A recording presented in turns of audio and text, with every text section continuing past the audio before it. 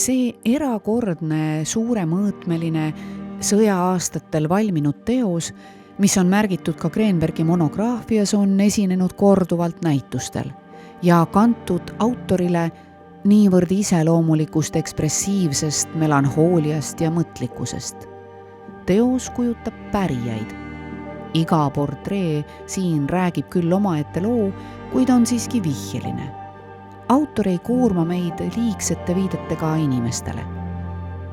Pigem kannab maal endas üldistust, mille ülim läbitöötatus viitab olukorra meeleseisundile, muutes selle teema mitmetähenduslikuks eksistentsiaalseks üldistuseks.